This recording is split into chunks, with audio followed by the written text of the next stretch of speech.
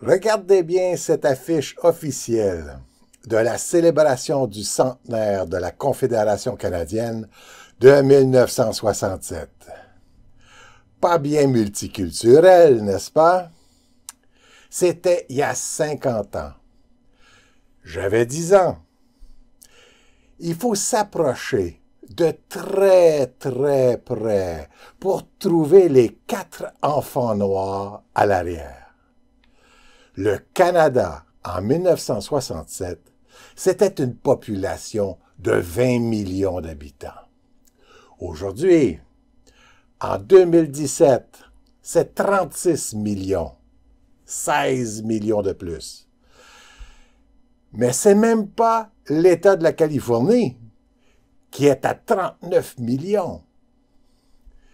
Par contre, sur ces 20 millions de Canadiens en 1967, 96% étaient de souche européenne, c'est-à-dire 19 200 000 sur 20 millions. Donc, le 4% restant représente seulement 800 000 non-européens. Ou si vous préférez, sur 100 habitants, seulement 4 non-européens. Mais il n'y a pas 100 enfants sur l'affiche. Il n'y en a qu'une trentaine. Et donc, on montre 4 noirs sur 30 européens, pas sur 100. Ça représente 3 fois plus de non-européens, c'est-à-dire 12%. Et donc 2 400 000 noirs. Il n'y a même pas de place pour un Chinois ou un Amérindien. L'affiche n'est pas du tout représentative de la réalité de 1967. Elle montre trop de non-européens et qui sont tous noirs. Et sur ces 19 200 000 d'Européens, seulement 6 millions n'étaient pas de souche canadienne, française ou anglaise. C'est-à-dire qu'en 1967, il y avait 13 200 000 Canadiens anglais et Canadiens français sur une population de 20 millions, c'est-à-dire 66%. Et ces Canadiens français et anglais étaient égaux en nombre, c'est-à-dire approximativement 6 600 000 de chaque côté. Par contre, 6 millions de Canadiens français étaient rassemblés au Québec, 80% de la population du Québec. Et le 600 000 restant était en Ontario. Tandis que les Canadiens anglais étaient fragmentés dans le reste des provinces, qui recevaient la majorité des immigrants. On ne s'installe pas où il n'y a pas de place. C'est Lester B. Pearson, un pur Anglais, qui est le premier ministre en 1967. Du Canada, bien sûr. Et comprenant que la population canadienne-anglaise est en danger d'extinction, il veut faire adopter une loi de biculturalisme. Biculturalisme. Une loi qui déclare le Canada comme étant le pays de 2 nations ethniques distinctes les Canadiens anglais et les Canadiens français, dans un État aux deux langues officielles. Les immigrants devront alors choisir de s'intégrer culturellement à l'une ou l'autre de ces deux nations officielles. Les Canadiens français étant en grande majorité dans une seule province, le biculturalisme profitera alors grandement aux Canadiens anglais, qui ainsi s'assurent de conserver le pouvoir fédéral. La célébration de cette proposition, juste avant les élections prévues pour 1968, se fera de façon grandiose et en parallèle avec le centenaire de la Confédération. Et par le financement de la construction au Québec d'une exposition universelle appelée Expo 67. Voilà donc ce que représente cette affiche d'enfants européens à la peau blanche en 1967.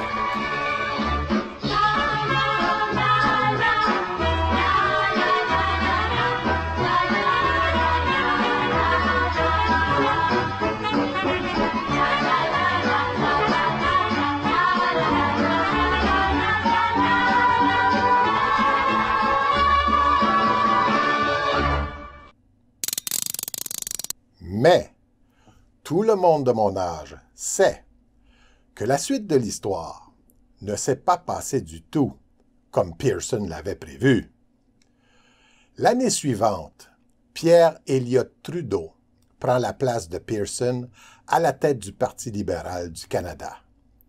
Et au lieu d'installer le biculturalisme, il installe un multiculturalisme. Ça se sentait déjà pendant ces célébrations confédérales. D'un côté, la chanson biculturelle nationaliste Canada de Pearson, et de l'autre, la chanson antinationaliste et culturellement vide, Un jour pour Expo 67. Il faudra l'intervention du maire Drapeau pour refaire un enregistrement en rajoutant au moins le mot « Montréal » dans la chanson. Pierre Trudeau était au service du Canadien français Paul Desmarais, un génie de la finance qui réussit à conquérir le monopole financier au Québec, qui jusque-là était entièrement dans les mains des Canadiens anglais de Westmount. Desmarais avait compris que les financiers de la Réserve fédérale américaine et de la City de Londres étaient dans le processus de globaliser le système financier international et que donc les nations n'auraient plus contrôle au plan national. Les États-Unis, qui entretiennent une politique d'immigration de melting pot, c'est-à-dire d'intégration, peuvent se permettre de prendre contrôle des sociétés d'affaires dans le but de les revendre. Tandis que l'Angleterre et le Canada entretiennent depuis longtemps une politique d'affaires ethnique qui assure que le contrôle des sociétés reste dans les mains des grandes familles anglaises. De père en fils ou en fille, il faut donc des héritiers. Or, la chute démographique chez les Canadiens anglais ne permet plus d'entretenir ce système et de compétitionner avec les prises de contrôle des entrepreneurs américains. C'est ainsi que Desmarais prend contrôle de l'économie au Québec et du politique au Canada. Et c'est pourquoi il réprime le nationalisme québécois et participera à la dénationalisation des pays européens et à la formation d'un fédéralisme multiculturel européen, nommé Union européenne. Le Royaume-Uni pourra conserver sa monarchie et son nationalisme ethnique en centralisant toute cette économie occidentale globalisée à la City de Londres. Le social devra donc se soumettre aux utopies de ce système appelé Nouvel Ordre mondial, qui date des années 20. L'Union des républiques socialistes soviétiques devra être démantelée et son modèle appliqué à la planète entière, sous la direction socialiste de l'Organisation des Nations Unies. L'ancêtre des Nations Unies est la Société des Nations, créée par l'Empire britannique qui vient de gagner la Première Guerre mondiale et qui a aussi repris contrôle de l'économie américaine par la création de la Réserve fédérale. Parmi les 4 premiers membres dirigeants de cette Société des Nations, 12 des Britanniques, bien sûr, on retrouve l'auteur de science-fiction H.G. Wells, dont les œuvres les plus connues sont La machine à explorer le temps et La guerre des mondes. En 1936, Wells va créer une œuvre spécialement pour faire la promotion de la Société des Nations et qui sera portée au grand écran par un des films les plus coûteux de l'époque, Things to Come, qui sera traduit par La vie future. Ce film de propagande communiste, sous couvert de progressisme, se veut une réplique contre le film allemand Metropolis, sorti en 1927, qui est, elle, une propagande anticommuniste. H.G. Wells rencontre Staline en URSS 2 ans avant son film, et il lui dira « J'ai l'impression d'être plus à gauche que vous, Monsieur Staline. » Le rôle principal du film est joué par l'acteur canadien Raymond Massey, frère du gouverneur général du Canada, Vincent Massey. Ils sont les 2 fils de l'industriel le plus riche de Toronto, le Desmarais de l'époque. Ils sont aussi membres de la fraternité de la société Alpha Kappa, qui regroupe les étudiants issus de l'élite industrielle et financière au Canada. C'est donc l'élite industrielle maçonnique qui joue son propre rôle dans le film de H.G. Wells. But we, who are all that are left of the old engineers and mechanics, have pledged ourselves to salvage the world. We have the airways, all that's left of them. We have the seas. And we have ideas in common. The brotherhood of efficiency. The Freemasonry of science. We're the last trustees of civilization when everything else has failed. I've been waiting for this. I'm yours to command.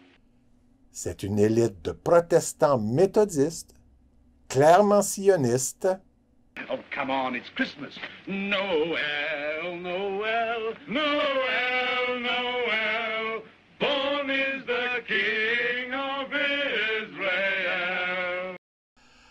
Car il leur faut un pied pétrolier permanent au Moyen-Orient. C'est la déclaration Balfour pour la création d'Israël.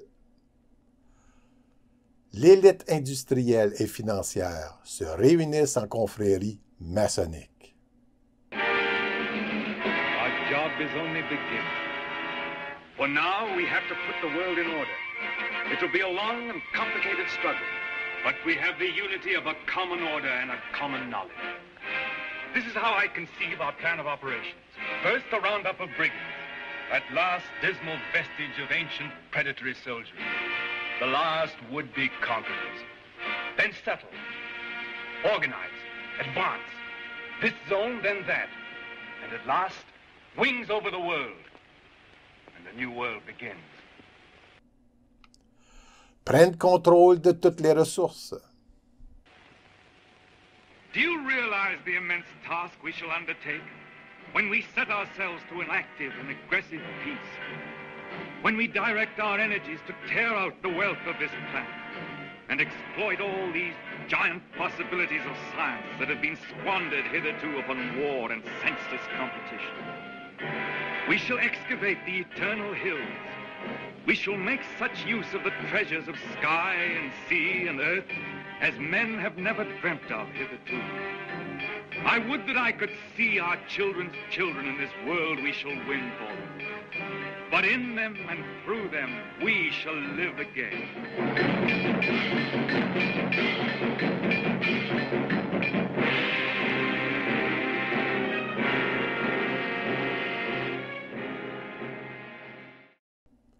Élimine les communautés nationales pour les fondre en une seule race ignorante et soumise.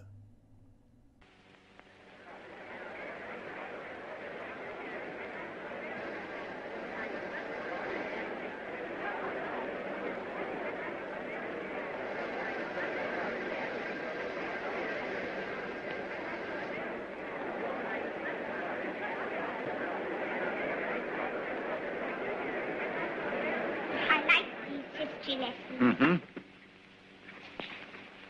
What a funny place New York was. All sticking up and full of windows. They built houses like that in the old days. Why? They'd no light inside their cities as we have, so they had to stick them up into the daylight. What there was of it. They'd no properly mixed and conditioned air. Everybody lived half out of doors. They had windows of brittle glass. The age of windows lasted 4 centuries. I never seemed to realize that we could light the interiors of our houses with sunshine of our own, so there was no need to stick them up ever so high into the air. Pour enfin aboutir au meilleur des mondes. Un monde blanc sous contrôle d'une élite anglaise. C'est la même vision que Wells propose dans son film « La machine à explorer le temps ». Un industriel britannique voyage dans le futur et y découvre une population de Blancs aux cheveux blonds, qui est dominée et abrutie par une élite monstrueuse qui les utilise comme garde-manger. Une élite de cannibales. Il lui faut donc détruire cette élite barbare et illettrée et de s'y installer lui-même pour se faire le géniteur d'une élite d'industriels britanniques qui dominera bien plus humainement ces abrutis. C'est donc cette vision utopiste, globaliste, colonialiste de la révolution industrielle anglaise du 19e siècle que Wells transporte en l'an 80 000 et qui nous est imposée en 1968 par le pantin Pierre Elliott Trudeau, mandaté par Desmarais et le Politburo de l'ONU, pour faire du multiculturalisme une loi constitutionnelle au Canada et dans le reste des pays d'Occident. Les pays du monde deviendront alors des provinces de l'ONU. Et les nations qui les habitent devront alors imiter les grandes multinationales en se transformant en marques de commerce pour conquérir les marchés partout sur le globe. Des nations mobiles sans terre, des nations errantes. Il faut alors implanter dans toutes ces provinces occidentales des succursales de ces nations qui deviennent alors des communautés. De 1968 à 1988, le multiculturalisme canadien fait chuter l'immigration venant d'Europe de 34% à 14%. Les Canadiens anglais ne peuvent plus se renouveler. En 1973, Pierre Trudeau retire le pouvoir de la Banque du Canada et emprunte maintenant aux banques privées. La France est forcée de faire la même chose et perd même son pouvoir de battre monnaie. Sous Trudeau, la dette du Canada, quasi inexistante depuis la Deuxième Guerre, grimpe à 300 milliards. L'élite de la City de Londres remplit ses coffres. Et aujourd'hui, en 2017, la démographie des Canadiens anglais ne dépasse pas 20% dans toutes les provinces du Canada. Ils seront extincts des métropoles de Toronto et de Vancouver dans les prochains 15 ans. Comme vous voyez, dans cette histoire, il n'y a pas que du mauvais. Mais alors, les célébrations de Justin Trudeau, le fils du Saint-Père fondateur du multiculturalisme canadien, elles devraient refléter une image bien différente de cette affiche biculturelle. Voyons voir. Ah ben ça alors. Juste des Blancs. Aucune minorité visible. Pas de voile, pas de kippa, pas de turban. Où est le multiculturalisme? L'affiche de 1967, avec ses 4 noirs, était plus multiculturelle. Et en 2017, au défilé de la Fête nationale du Québec, les Québécois ont été traités de racistes parce que des Noirs étaient présents dans la parade. Non, mais le jour que Justin Trudeau sera pas gelé sur le pot, peut-il nous expliquer logiquement c'est quoi exactement le principe du multiculturalisme de son papa? Ce serait bien qu'il le fasse, avant que le calife Haroun Couillard, avec ses mafias confessionnelles du Moyen-Orient, commence à nous emmerder avec son espèce de procès systémique là. Eux aussi sont loin d'être multiculturels. Dans leur cimetière, ils préfèrent juste une couleur, hein? C'est même Kathleen Whale qui nous l'a annoncé. Tu sais, l'Israélienne blanche, là, allemande, dont le pays n'accepte comme citoyens que ceux qui ont le bon sang dans les veines. Oui, oui, pour émigrer en Israël, il faut avoir du sang pur juif. Et la peau blanche est très fortement recommandée. La génétique moderne, pourtant, a étudié le code génétique de tous nos ancêtres humains jusqu'à moins 50 000 ans. Mais il n'a toujours pas trouvé ce gène juif qui fait obtenir la citoyenneté israélienne. Est-ce possible qu'il descende de branches d'une espèce de singe juif dont on n'a pas encore trouvé les os? C'est pas au Québec qu'elle devrait faire ses leçons d'ouverture sur le monde, la Kathleen Whale, mais chez elle, en Israël. Une Israélienne, ça doit pas lire souvent le Nouveau Testament avant de dire aux autres d'enlever la paille qu'ils ont dans l'œil, enlève la poutre qui est dans le tien. Ça, c'est le conseil de ce Jésus qui répétait aux Juifs de cesser de prendre leur religion pour une race. Les Québécois n'ont pas besoin de conseils sur le racisme par des racistes. Malgré la multiplication des mesures contre l'immigration clandestine, Israël peine encore à contenir un phénomène croissant. Une nouvelle loi, connue sous le nom de directive anti-infiltration, autorise désormais la détention sans procès et pour une durée allant jusqu'à 3 ans de toute personne entrée illégalement sur le territoire.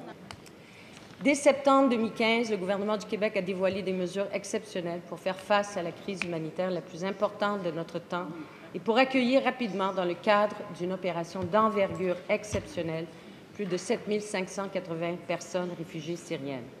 Manifestement, la voisine du dessus approuve. Il y en a trop, beaucoup trop, pauvre Israël. Dans le sud, les autorités ont prévu d'agrandir le centre de détention où sont emmenés tous ceux qui se font attraper après être passés illégalement en Israël. Tout proche, des bulldozers préparent le terrain, côté israélien, pour l'édification d'un nouveau mur qui couvrira 220 des 240 kilomètres que mesure la frontière avec l'Égypte. Selon le ministère de la Défense, ce projet doit permettre d'endiguer tout un tas de menaces. Ce mur au sud du pays défendra les citoyens israéliens de la terreur, du trafic d'armes et de drogue, du trafic des femmes et des immigrés clandestins. Et fidèle à sa longue tradition humanitaire, le Québec a accueilli en 2015 et 2016 un total de 16 879 personnes réfugiées sélectionnées à l'étranger ou reconnues sur place, de toutes origines confondues. Et notre engagement se poursuit, Madame la Présidente. Et rappelez-vous pour autant que le Premier ministre Benjamin Netanyahou affirme qu'Israël est effectivement un pays qui vit de l'immigration, mais une immigration juive uniquement, et donc hors de question d'ouvrir les vannes, d'encourager la venue massive d'immigrés non juifs, encouragés donc par le fait d'accorder un statut de réfugié à ces migrants. Pour l'instant, ça n'est pas le cas. En terminant, je suis fière que le Québec soit une terre d'accueil pour les personnes réfugiées qui viennent avec courage refaire leur vie dans la dignité. Je souhaite de tout cœur que cette nouvelle vie leur apporte la paix et la sécurité. Merci, Madame. Faut bien qu'Israël les envoie quelque part, ces indésirables. On va livrer ça à Kathleen au Québec. Elle va les gâter comme il faut. Puis ils vont voter pour son parti. Puis elle va les organiser en petites mafias subventionnées qui vont faire des procès contre ces suckers de Québécois. Puis c'est les immigrants qui vont gagner tous ces procès parce que l'autre juif, Julius Gray, est aussi au Québec, puis il travaille aussi pour Israël. Julius Gray. C'est un nom hébreu, ça? Pourquoi pas Ponce Pilate, tant qu'à faire? Ou César? Non, pas celui-là. Julius Gray, un prénom qui fait référence à un dieu romain. Jupiter. Et Gray, un nom de famille écossais. Julius Gray déclare qu'il est un juif non pratiquant. Et alors, il est un juif par quoi? Par le sang. C'est-à-dire par ce mythique gène juif que lui aurait transmis sa mère, dont il ne donne le nom nulle part. Car Julius Gray prend bien soin de garder secret les activités de ses parents en Pologne sous le régime soviétique dans les années d'après-guerre. Il se dit avocat spécialisé dans les questions de liberté individuelle et en droit de l'immigration. C'est quand même stupéfiant, ces Israélites qui militent pour une immigration ouverte au Québec, pendant que leur Israël pratique une vraie politique de racisme systémique. Pourtant, suite à un référendum sur un cimetière islamiste systémique à Saint-Apollinaire, ce sont Kathleen Welle et Julius Gray qui sont choisis comme figure de proue d'une consultation sur la discrimination systémique au Québec. Kathleen Welle, qui est la ministre de l'Immigration, a décidé de confier cette mission à la Commission des droits de la personne du Québec. Mais qu'est-ce que c'est que cette commission qui prétend posséder le pouvoir divin de décréter les droits de la personne? Les lois servent à mettre des limites aux actes. Autrement, il n'y aurait pas d'ordre social. Ces limites sont des interdictions, pas des droits. Et dans une démocratie, les interdictions s'appliquent à toutes les personnes de la société civile, sans exception. Seules les fonctions d'agents de l'État peuvent être des exceptions à ces interdictions. Les policiers, par exemple. Le policier n'est pas une personne qui obtient un droit de tuer. Cet acte ne peut être fait qu'en tant que policier en fonction et dans des conditions très précises. Ce ne doit pas être un acte personnel. Donc, dans la société civile, les interdictions s'appliquent à toutes les personnes, sans exception. Et pour déterminer ces interdictions que les citoyens souhaitent faire appliquer ou faire abolir, il y a le système démocratique. Mais alors, qu'est-ce qu'un droit de la personne? Si un acte n'est pas interdit, quel besoin de chercher une autorité pour le faire déclarer un droit? Par exemple, si une personne devant un pont ne voit aucune affiche « Interdit de passage, pont privé », pourquoi devrait-elle chercher un juge pour lui accorder un certificat de droit de passage? Il n'y a pas d'interdiction. Elle n'a donc pas besoin d'un droit. S'il y a une affiche d'interdiction, alors cette personne peut négocier un droit de passage avec le propriétaire. L'autorité est le propriétaire du pont, qui peut donc accorder des droits individuels aux personnes.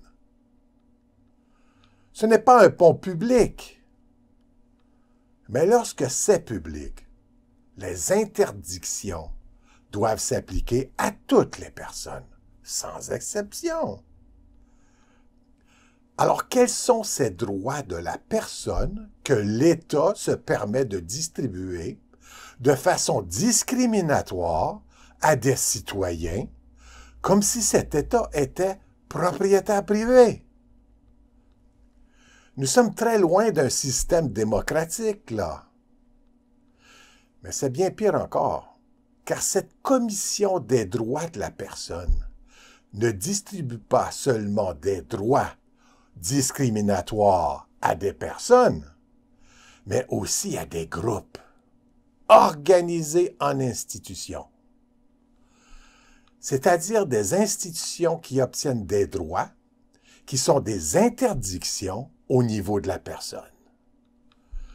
Une dictature des groupes sur des personnes. Une dictature multiculturaliste. La distribution des droits aux communautés organisées pour retirer les libertés aux personnes. Et le meilleur exemple pour vous le démontrer est l'entrevue que Julius Gray a accordée à Gravel le matin. Écoutez bien, mes amis. Monsieur Gray, bonjour. Bonjour. Alors, dans quelle mesure le refus de l'aménagement de ce cimetière musulman à Saint-Apollinaire implique une possible violation aux droits de la personne, c'est-à-dire aux droits des membres du Centre culturel islamique de Québec? Oui, absolument. C'est parce que la croyance religieuse, c'est une question profondément individuelle. C'est pas les règles de l'islam, c'est pas les règles de la religion chrétienne qui comptent, mais c'est la croyance individuelle. C'est l'arrêt Salem de la Cour suprême. À ce moment-là, si les gens croient profondément, au fond de leur âme, qu'ils doivent avoir un cimetière distinct, c'est une violation de leur liberté de religion qui peut être permis si l'accommodement qu'il demande n'est pas raisonnable, mais il est très raisonnable. Il n'y a rien qui empêche un cimetière musulman. Dès le départ, l'animateur Gravel donne des armes à Julius Gray. Est-ce que c'est volontaire? C'est Radio-Canada, après tout.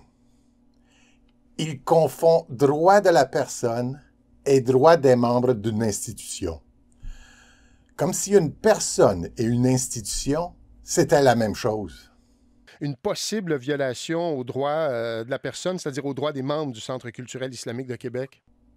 Bien sûr, Julius Gray profite de ce cadeau en appuyant lui-même cette confusion par une contradiction flagrante, en déclarant que le sens qu'en donne la Cour suprême est la croyance individuelle et non les dogmes des institutions religieuses.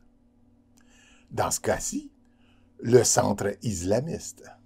Oui, absolument. C'est parce que la croyance religieuse, c'est une question profondément individuelle. C'est pas les règles de l'islam, c'est pas les règles de la religion chrétienne qui comptent, mais c'est la croyance individuelle. À ce moment-là, si les gens croient profondément, au fond de leur âme, qu'ils doivent avoir un cimetière, puis renie aussitôt la croyance individuelle par « si les gens croient », c'est-à-dire un collectif. Puis rajoute qu'ils doivent avoir un cimetière, c'est-à-dire un lieu collectif pour un collectif, des institutions.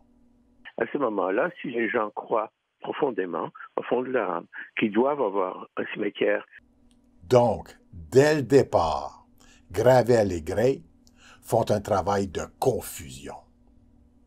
En passant un sujet du singulier au pluriel dans une même phrase.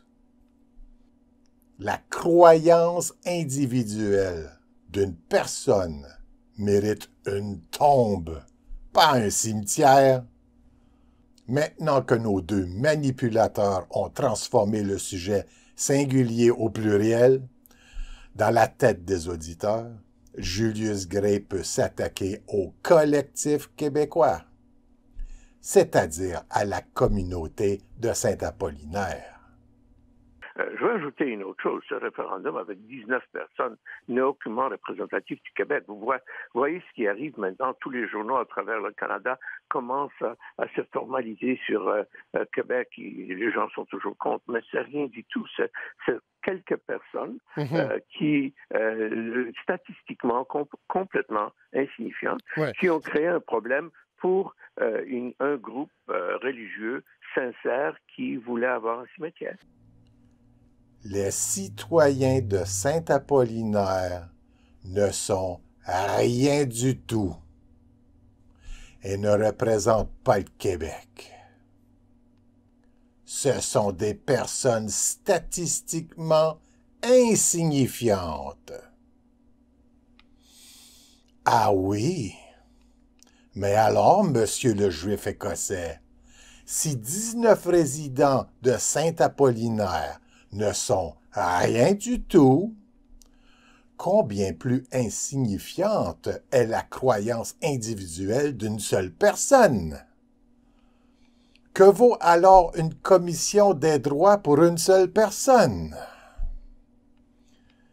Si, comme vous dites, les citoyens de Saint-Apollinaire ne sont des rien du tout, quelle est alors la signifiance statistique du petit centre islamiste que vous défendez? C'est la première fois que j'entends un immigrant exprimer autant de haine envers sa communauté d'accueil et avec autant de mépris. On sent chez cette personne qu'elle souffre d'un complexe profond de culpabilité envers cette communauté. Réécoutons encore une autre fois.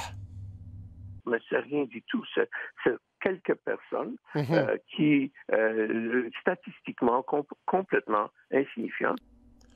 Un groupe de Québécois, c'est rien du tout. Un groupe de musulmans, c'est tout. Ce n'est pas le droit que pratique Julius Gray, mais la manipulation. Ce n'est pas la justice qu'il sert, mais des hypocrites et des malfaiteurs comme lui. Ils pourrissent la société québécoise. Poursuivons. Gravel ici se permet enfin un petit soupçon de critique, bien qu'il insiste sur le collectif au lieu de l'individuel. Mais M. Gray, je ne sais pas si vous avez vu la question référendaire, mais elle ne faisait aucune référence ou aucune allusion à la communauté musulmane. Ce par quoi on est passé, si vous me permettez l'expression, on est passé par où on a utilisé une technicalité, c'est-à-dire qu'on fait un vote référendaire ou on organise un référendum sur une question liée au zonage. Acceptez-vous un changement de zonage pour la création d'un cimetière? Et la réponse a été non. Nulle part on parle de la communauté musulmane et de la confession musulmane. Mais ce n'est pas important. Pourquoi ce n'est pas important? En matière de charte, on ne peut pas formuler une question de la façon apparemment neutre pour discriminer. Je vais vous donner le meilleur exemple. Dans la question de la loi 101 dans Ford, quand il y avait la langue de l'affichage, l'argument du Québec était à l'effet que tout le monde est sujet à la même loi. Tout le monde peut annoncé en français. La Cour suprême a dit oui, il n'y a pas de discrimination ouverte, mais en réalité, les gens sont affectés différemment par un anglophone est affecté différemment quand il ne peut pas annoncer en anglais qu'un francophone. Donc, on ne peut pas trouver de façon apparemment neutre pour exclure. Je vais vous donner un autre exemple. Une exigence de mesurer 5 pieds 9 pour être pompier. Il y a beaucoup d'hommes qui ne se qualifieraient pas, mais presque toutes les femmes seraient exclues. C'est pas légal. Même si ça a l'air d'être neutre, si on n'a pas parlé des femmes ou d'hommes dans la loi. Le référendum était strictement sur un changement de zonage pour un cimetière, indépendamment d'une croyance religieuse, puisque Julius Gray lui-même déclare que la croyance religieuse est individuelle. Que répond Julius Gray? Ce n'est pas important. En matière de charte, on ne peut pas formuler une question de façon apparemment neutre pour discriminer. Et ce Troufion donne en exemple la loi 101, c'est-à-dire la langue nationale des Québécois. Hey oh, Julius Caius! La langue française est considérée comme une des langues les plus précises au monde. Ce n'est ni une religion, ni une croyance profonde individuelle. C'est la langue commune de la nation québécoise. Et il faut que cet énergumène soit vraiment désespéré pour comparer la langue française à une religion. Mais encore plus pour se contredire en félicitant la charte d'empêcher la discrimination au sein des casernes de pompiers, pendant que lui-même défend les croyances individuelles dans les groupes religieux. Voilà les contradictions qu'on obtient quand on compare des pommes à des oranges. Et puis, en fin d'entrevue, ce misérable se comporte comme Pierre dans les évangiles, en reniant ceux qu'il défendait. Alors, le Centre culturel islamique de Québec a une avocate, mais avez-vous été approché ou allez-vous les approcher pour offrir vos services? Je ne connais pas les gens. Je ne connais personne dans ce débat. Je ne connais personne dans ce débat. Je ne connais personne dans ce débat. Charte des droits et libertés. Charte de la personne. D'où viennent ces deux institutions despotiques? De la même Ligue des Nations communiste, devenue Organisation des Nations Unies, et qui furent imposées aux Canadiens français et anglais en 1976 par le même Pierre Elliott Trudeau. Mais là, je crois que nos deux racistes systémiques israélites ont fait une erreur de confier cette consultation à cette Commission des droits de la personne. Pourquoi? Parce qu'une discrimination systémique implique des institutions et non une personne. Parce que le référendum à Saint-Apollinaire et le Centre islamique de Québec sont des institutions et non une personne. Parce que c'est une commission des droits de la personne et non des droits des institutions. Lorsque ces deux institutions despotes accordent un droit, elles l'accordent à une seule personne pour une particularité bien personnelle. Et donc ce droit est automatiquement accordé aux autres personnes qui possèdent aussi cette particularité. Mais le droit n'est pas accordé à un groupe ou à une institution, même si toutes ces personnes se regroupent au nom de cette particularité. Le droit est individuel, un droit de la personne.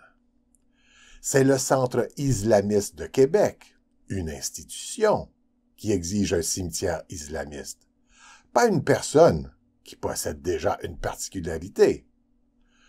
Le Centre islamiste exige un droit collectif pour une chose que cette institution et ses membres ne possèdent pas. Le cimetière n'existe pas. Et ce, contre le droit collectif et démocratique des citoyens de Saint-Apollinaire, de le refuser. Et un cimetière islamiste est non seulement aussi une institution, mais est un cimetière discriminatoire systémique qui interdit les tombes des personnes non islamiques. Rappelons que le groupe citoyen du référendum offrait un cimetière commun et donc non discriminatoire. Les cimetières communs catholiques, protestants et juifs qui existent déjà au Québec n'ont rien à voir avec cette affaire, car ils sont des vestiges du système politique d'avant le multiculturalisme de 1976. Les institutions publiques étaient séparées selon l'appartenance religieuse des deux nations fondatrices. Les Juifs obtiennent ce droit collectif que dans les années 50. Mais depuis 1997, les institutions au Québec ne sont plus sous ce système religieux. Les institutions sont maintenant séparées sur une base linguistique, français, anglais. Pour le faire, le Québec a même fait retirer de la Constitution canadienne les privilèges que l'Église catholique partageait avec les églises protestantes.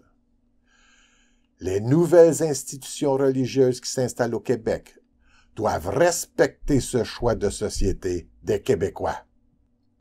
Les Québécois veulent des cimetières communs dans lesquels chaque personne a non pas un droit, mais sa pleine liberté à une tombe en accord avec sa croyance religieuse personnelle. Donc, la décision du maire Labaume d'accorder un cimetière discriminatoire islamiste à une institution est en contradiction avec ce choix culturel légitime qu'a fait la société québécoise en 1997 et doit être annulée.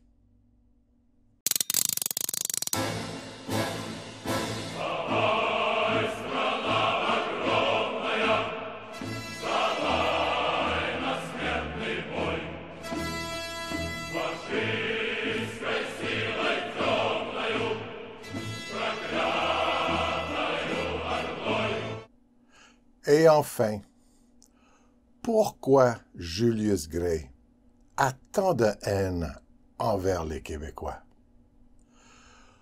Pour répondre à ça, il faut connaître d'où il vient. Car s'il y a quelque chose que Julius Gray tient secret, c'est bien ses origines et l'histoire de ses parents qui, en 1957, ont été expulsés de la ville de Wrocław, en Pologne. Ou Breslau, si vous êtes allemand. Une Pologne que le Royaume-Uni et les USA ont abandonnée à l'Union soviétique de Staline après la guerre. C'est pourtant l'invasion de la Pologne qui leur avait servi de motif pour déclarer cette guerre mondiale. Nulle part, Julius Gray ne donne le prénom de son père et ni le prénom et nom de fille de sa mère. Était-elle polonaise ou écossaise comme son père?